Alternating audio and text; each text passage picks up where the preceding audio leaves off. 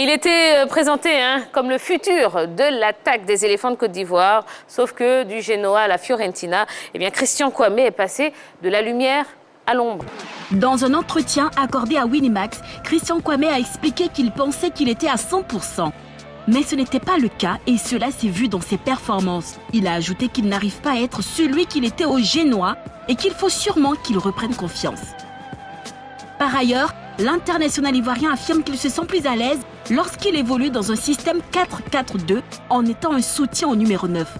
Car dans ces conditions, il se crée plus d'espace, il a plus de liberté et il essaie de mieux combiner avec l'autre attaquant. Convoité par des clubs anglais, Christian Kwame souhaite aider la Viola à se maintenir en Serie A avant de se pencher sur son avenir. Toutefois, le vice-champion d'Afrique U23 a-t-il fait le bon choix en quittant le Genoa pour la Fiorentina ? Et voilà, donc Christian Kwame qui fait l'objet de notre question LGT de ce soir. Est-ce qu'il a fait le bon choix, selon vous, en s'engageant avec la Fiorentina? Eh bien, vous pouvez dès à présent nous appeler 00225 27 21 59 93 99 27 21 59 93 99. Ben, n'hésitez pas, peu importe où vous êtes dans le monde, ça nous fera plaisir de vous parler. Alors, pourquoi Christian Kwame est devenu moins performant depuis qu'il a posé ses crampons à la Fiorentina? Eh bien, Tia, j'ai envie de dire, du côté des footballeurs, le premier ennemi, c'est la blessure. Le joueur s'est blessé constamment, il a eu une blessure grave. Remarquez bien, du 17 novembre 2019 au 4 juillet 2020, il était blessé, blessure au genou. Ensuite, il a eu une autre blessure du 26 février 2021 au 13 mars 2021. C'était encore une lésion musculaire. Donc, vous constatez qu'il a eu quand même des blessures qui l'ont freiné un peu dans sa progression avec cette équipe du Genoa. Et puis, quand on se réfère un peu après tout ça, il y a la concurrence quand même dans cette équipe de la Fiorentina. Eh bien, dans l'équipe de la Fiorentina, il y a quand même de grands attaquants qui sont dans cette formation. Je peux citer par exemple Calderon Rosset, qui est un très bon attaquant. On n'oublie pas aussi Vlahovic et sans oublier Kokorine Alexandre. Donc voici des joueurs quand même de valeur, de qualité qui sont dans cette formation, dans la division offensive de cette équipe de la Fiorentina. Donc il y a une grande concurrence. Et quand vous vous blessez, que vous n'êtes pas sur le terrain, eh bien, il y a d'autres qui font de belles choses et qui gagnent la confiance de l'entraîneur, d'où parfois, à un moment donné, vous êtes sur le banc. Non, en plus de cela, moi, je pense que l'entraîneur a sa part de responsabilité. Lorsque on revient d'une rupture, d'un ligament croisé du genou gauche, c'est quand même une blessure très grave. Et le joueur a besoin de reprendre confiance. L'entraîneur doit avoir la psychologie nécessaire pour comprendre que ce joueur-là a besoin d'être mis en confiance à travers une titularisation régulière pour retrouver son niveau progressivement, petit à petit. Donc, en plus des blessures, je pense que l'entraîneur a sa part de responsabilité à ce niveau. Alors, il avait fait une très bonne saison avec l'équipe de la Genoa. Et il est transféré, il arrive à la Fio avec une blessure. Donc il arrive étant blessé au niveau de cette équipe de la Viola. Il se rétablit, mais du coup, quand même, il a manqué quelque chose en ce qui concerne cette équipe de la Viola. Donc, il va falloir. C'était à lui maintenant de pouvoir se réadapter et repartir de plus belle avec cette équipe de la Fiorentina. Et aussi, comme les autres l'ont évoqué, il y avait aussi la concurrence au sein de cette équipe de la Fiorentina qui ne l'ont pas aidé, surtout. D'accord. Allez, on a Monsieur Ibo qui nous appelle de Yopougon. Bonsoir, Monsieur Ibo. Bonsoir Thierry, bonsoir la grande team. Bonsoir, Monsieur Ibo. Bonsoir, Monsieur Ibo. Alors, Monsieur Ibo, est-ce que Christian Kwame a fait le bon choix en s'engageant avec la Fiorentina? Oui, Thierry, je dirais qu'il a fait le bon choix. Il avait fait le bon choix. Parce que de Genoa se retrouvait quand même avec cette équipe de Fiorentina. Je pense que c'était quand même une très belle aventure. Oui. Fiorentina, on le sait quand même par rapport à Genoa, était un grand club, même en Europe. Ben, voilà, il est venu avec, malheureusement, il a été victime d'une blessure. Aujourd'hui, ça paye cash. Mais comme vous le savez, c'est le haut niveau. Le haut niveau, on n'a pas le temps à perdre. Lorsque ça ne va pas, ben, voilà, on avance. Et aujourd'hui, Christian Kwame est victime, malheureusement, de cette blessure. Bon, maintenant, il faut qu'il se remette au travail. Il n'est pas encore tard. Il a à peine 23 ans. Il est encore jeune. Il a encore une très grande carrière devant lui. Il faut maintenant qu'il se mette au travail pour aller vraiment de l'avant. Ouais. D'accord. Eh bien, très bien. Merci beaucoup, hein, Monsieur Ibo, pour votre appel. Merci beaucoup, Tia. Merci. Passez une belle soirée. Allez, appelez-nous. Hein, dites-nous ce que vous en pensez. Faites comme Monsieur Ibo. 27 21 59 93 99. À votre avis, est-ce que Christian Kwame a fait le bon choix en s'engageant avec ce club de la Fiorentina? Yellow, vous vouliez vous exprimer. Oui, alors, en plus des blessures et de la concurrence, il faudrait signifier qu'il y a eu quand même un temps de mou à cause de la période de Covid-19. Déjà, il est blessé, il n'a pas eu assez de temps de jeu. Et quand il y a eu la période de Covid-19, c'est clair que les joueurs n'ont pas pu jouer. Donc, sa blessure, il n'a pas pu se remettre de sa blessure parce qu'il n'a pas eu assez de temps de jeu pour pouvoir jouer. Donc, quand on fait la comparaison avec Genoa, où il avait assez de temps de jeu, n'était pas dans la période de Covid, on ne peut pas faire une comparaison carrément objective entre sa saison à la Genoa et celle de la Fiorentina, parce qu'en plus des blessures de la concurrence, il y a eu aussi la Covid-19 qui a empêché les joueurs de véritablement jouer. D'accord. Alors, il n'y a pas que ça, puisque, effectivement, pour justifier ses contre-performances, Christian Kwame, il évoque également sa position sur le terrain. Est-ce que ça peut tout justifier, déjà? Oui, ça peut se justifier. Pourquoi? Quand vous prenez le dernier match de l'équipe de la Fiorentina, l'équipe est battue 3-2. Je pense pas Spezia, si je ne me trompe pas. Et dans ce match-là, Christian Kwame délivre une passe décisive à Vlahovic, son compère sur le front de l'attaque. Et là, dans ce système de jeu, effectivement, l'équipe évoluait en 4-4-2. Et lui, il était en soutien de Vlahovic et il a réussi à délivrer une passe décisive à Vlahovic. Donc, il a parfaitement raison en disant que son positionnement sur le terrain aussi a joué un peu contre lui. D'accord. On n'a pas fini de parler et de répondre à cette question, mais on a M. Aristide qui nous appelle de tout le pleu. Bonsoir, M. Aristide. Bonsoir, madame. Bonsoir, la femme. Bonsoir. Bonsoir, monsieur. Alors, M. Aristide, coupez le son derrière vous pour qu'on vous entende très, très bien. Parce que vous avez toujours des interventions très pertinentes, donc on ne voudrait pas en rater une miette. Alors, M. Aristide, dites-nous tout. Est-ce que Christian Kwame a fait le bon choix en s'engageant avec la Fiorentina? Bonsoir, madame Tia. Bonsoir, la grande fille. Vous apportez le nom, là. Ah, nous aussi, on ne vous entend pas bien.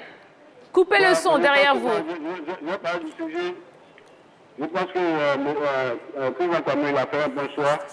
Mais je pense que c'est les blessures à notre opinion qui lui rendent un peu la mission impossible. Oui. Je pense qu'il a tout le talent encore, il a tout le talent et à prouver aux dirigeants de Fiorentina qu'il peut mieux faire.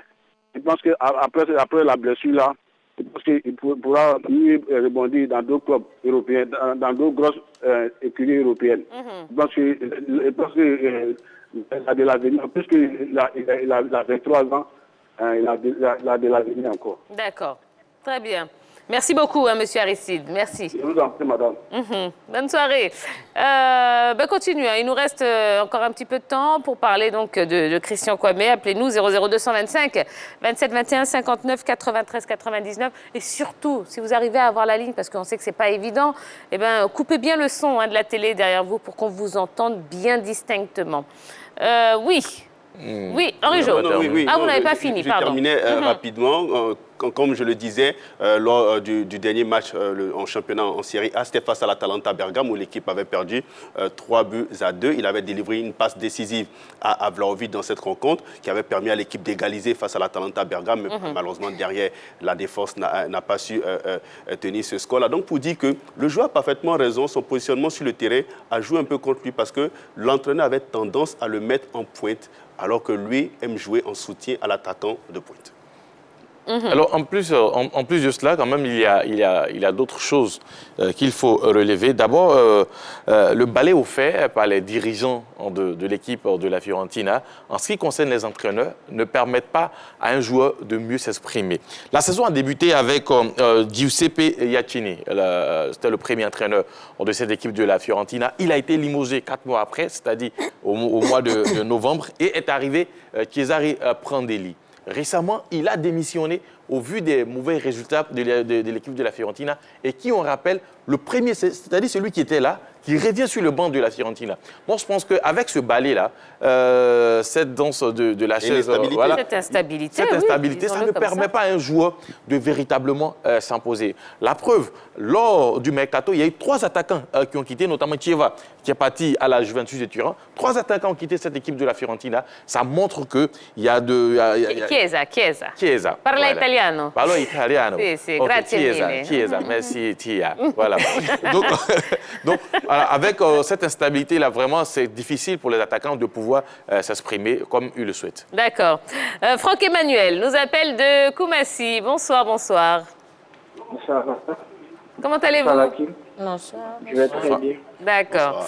Alors, Franck Emmanuel, même question. Hein. Est-ce qu'il a fait le bon choix en choisissant la Fiorentina? Oui, Christian Kwame a fait vraiment un bon choix. Seulement que ce sont les blessures qui lui ont fait qu'il n'a pas pu jouer. Sinon, il a fait vraiment un bon choix. D'accord, très bien. Oui, on a bien compris. Merci beaucoup, hein, Franck Emmanuel. Merci beaucoup. Alors, donc, pour vous, je veux dire, l'entraîneur, hein, en le positionnant donc différemment, il est responsable des contre-performances de... Souvent, c'est aux joueurs de parler avec les entraîneurs. C'est vrai, il se sent mieux en jouant à deux attaquants et en jouant comme un électron libre, en tournant autour du numéro 9, ça lui permet, parce que lui, c'est un joueur quand même qui aime aller balle au pied, qui aime dribbler, qui est aussi rapide, mais il veut jouer dans ce système-là de 4-4-2 et créer un peu un rôle d'électron libre autour du numéro 9. Maintenant, à l'entraîneur aussi, souvent, il y a un autre schéma en fonction des joueurs qui sont présents dans son effectif. Parce que, comme je le dis, il y a eu des joueurs qui sont partis. Donc, souvent, il est obligé de composer avec ceux qui sont là et avec ceux qui sont là. Malheureusement, peut-être, ce n'est pas le 4-4-2 qui sied. Malheureusement, pour Christian Kouame, il n'arrive pas à véritablement s'exprimer. D'accord. Monsieur Gueye, qui nous appelle de Yopougon, Ananré. Bonsoir. Bonsoir. Comment allez-vous, monsieur Gueye? Monsieur Gueye, très bien. D'accord, on est ravis de vous entendre ce soir. Alors, monsieur Gueye, vous appelez de Yopougon Ananré. Voilà, très bien. Alors, qu'est-ce que vous en pensez? Est-ce que Christian Kouame a fait le bon choix en s'engageant avec la Fiorentina? Dans un premier temps, Théa, je vous remercie pour tout ce que vous faites pour le football ivoirien, le sport en général. Merci beaucoup. Merci. En toute sincérité, votre émission me plaît à tout moment. Pour vous avoir, c'est difficile, mais je voulais dire tout simplement que Christian Kouame est un jeune joueur qui a de l'avenir. Oui. Donc, allez-y, on vous entend. Hein, oui, donc je voulais dire que le football a besoin, comme on le dit toujours, le facteur chance. C'est un jeune qui est vraiment talentueux. Oui. Et comme il a 23 ans, il peut aller monnayer son talent ailleurs que forcément dans le club où il n'a pas de chance, à cause des blessures. C'est regrettable, mais il vaut mieux qu'il change de terrain. Et puis qu'il aille se soigner de manière convenable, puis reprendre sa chance. Absolument. Dans le football ivoirien et surtout international. Oui. Voilà. C'est ma participation. Mais en tout cas, merci beaucoup. On est vraiment content que l'émission vous plaise déjà. Et puis, on est content de vous faire sortir de la majorité silencieuse ce soir. Donc, vraiment, bienvenue dans la grande team. Et on espère qu'on va vous parler régulièrement. Allez, dernière question. Voilà. Bon, je vous pose la même question. À vous aussi. Quoi, vous aviez encore des choses à dire? Oui, rapidement. Non, parce qu'il y a Ballot qui voulait s'exprimer. Il ne faut pas oublier aussi que lors de la CAN des Espoirs, quand même, il a commencé la compétition. Et à cause des blessures, il n'a pas pu terminer cette compétition. Il a manqué aux éléphants. Est-ce qu'il a participé? Il a participé et il n'a pas pu terminer la compétition. Il n'était pas aux éliminatoires, mais il n'a pas joué la compétition. Il a joué la compétition, il n'a pas terminé la compétition. Il était déjà blessé. Bon. Ok. Ballot. Il était déjà blessé. Vous êtes sûr que vous voulez aller sur ce terrain-là, monsieur? Il a participé à la compétition, il n'a pas terminé. Il a manqué à ses camarades, surtout vers la fin de la compétition, notamment lors de cette finale face à l'Égypte. Il n'était pas présent. Sinon, il a débuté la compétition. Allez, monsieur Diarasouba de Boaké est avec nous. Bonsoir. Bonsoir, monsieur Diarasouba. Allô, monsieur Diarra-Souba. Oui, bonsoir Tia. Comment allez-vous? Oui, je vais très bien. Bon, on est ravis de vous avoir au téléphone, monsieur Diarra-Souba. Ok, oui, ben, j'appelle de Boaké, précisément Kassi-Telekro. D'accord, très bien. Bon, et concernant moi, à mon avis, Christian Kwame, il a bien fait de signer, comment dire, à la Florentina. D'accord. Bonsoir Tina. Oui, on vous entend. Très bien. Coupez le son derrière vous. Coupez le Oui. son ou changez de pièce. Oui, je vais très bien. Voilà. Bon, on a perdu monsieur Diarra-Souba. C'est pas grave. Bon, ben, ça me donne l'occasion de vous rappeler. Quand vous nous appelez, diminuez le son, parce que sinon vous allez m'entendre 2 fois. Et là, ça ne va pas vous arranger. Et ça ne va pas nous arranger non plus. Vous coupez juste le son derrière vous, et puis comme ça, on vous entend bien distinctement. Alors, est-ce qu'il a fait le bon choix, Christian Kwame, en s'engageant avec la Fiorentina? Oui, il a fait le bon choix, dans la mesure où on a l'impression que le Genoa, à cause de ses blessures, s'est un peu débarrassé de lui, parce qu'en janvier 2020, on annonce un transfert sous forme de prêt, avec obligation d'achat pour la Fiorentina. Donc, à ce niveau-là, quand on compare les deux clubs, il n'y a pas photo, la Fiorentina est meilleure que le Genoa, en tout cas en termes d'aura en Italie. Et quand on voit les conditions du transfert, prêt plus obligation d'achat pour la Fiorentina, on a l'impression que le Genoa s'est un peu débarrassé de Christian Kwame.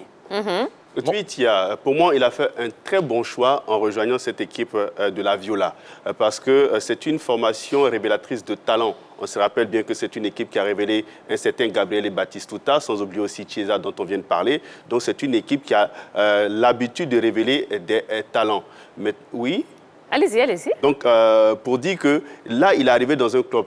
Dans ce club-là, d'ailleurs, il a déjà disputé 26 matchs. Sur 38 journées, il a disputé 26 matchs avec l'équipe de la Fiorentina. C'est vrai qu'il n'est pas tout le temps titulaire. Il rentre en cours de match. Parfois, il est titulaire. Et donc, pour moi, le choix est fait. Maintenant, c'est à lui de retrouver de la confiance, de la régularité dans son football pour devenir le joueur décisif qu'il était lorsqu'il évoluait du côté du Genoa. D'accord, on va prendre un dernier appel. Il s'agit de monsieur Memassa qui nous appelle d'Abobo. Bonsoir. Bonsoir, Tia. Comment allez-vous, monsieur Memassa? Je vais bien. C'est Diomandé qui vous appelle toujours. C'est son vrai nom qui est Memassa. Monsieur Diomandé. Ah ben tiens, Oui. vous nous faites des blagues ce soir. Bon ben très bien. Allez, monsieur Diomandé. Comment je vous appelle ce soir alors? Je sais plus. Memassa. Memassa, très bien. Voilà. Allez, Christian Kwame, est-ce qu'il a fait le bon choix en s'engageant avec la Fiorentina? Oui, au moment où il faisait le choix était bon. Tout à l'heure, Henri comment dirais-je, a souligné quelque chose qui est très important.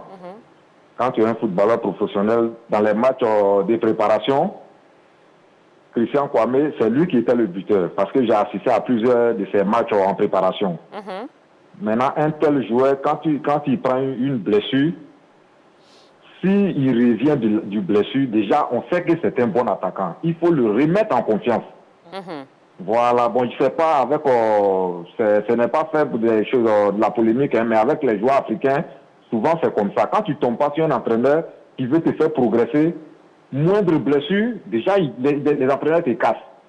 Or, si c'est les joueurs européens, on leur redonne les chances pour qu'ils retrouvent le niveau qui est la leur. Parce que déjà, on sait que c'est un bon buteur. Mais si ce monsieur se blesse et qu'il revient, qu'est-ce qu'on doit faire? Déjà, tu es sûr que c'est un bon buteur. Donc, il faut le relancer. C'est pas avec des bouts de match que tu vas le relancer. Tout à l'heure, on calcule le nombre de matchs qu'il a joué à Fiorentina. Mais si les gens ont l'habitude de faire ce genre de calculs, mais c'est le bout des matchs au fait. Des 10 minutes. Certes, on peut marquer en 10 minutes, mais c'est pas bien pour un attaquant qu'on doit mettre en confiance. Voilà. Sinon que le choix est bon, il n'a qu'à être patient. Il sait que le coach qui est là, peut-être qu'il n'est pas dans la shortlist du coach. Si jamais il y a un remaniement, il serait l'avancement titulaire des choses en Fiorentina. De la Fio, oui, tout à fait. Voilà. D'accord, merci beaucoup, monsieur Memassa, Diomandé. À la prochaine, très bien. Allez, voilà ce qu'on pouvait vous dire. On n'a pas fini, puisqu'on a encore beaucoup de sujets à vous proposer. Jusqu'à 22h, on va juste marquer une toute petite pause. Ouais, attendez, je prends mon sifflet, parce que ça, c'est mon petit plaisir personnel.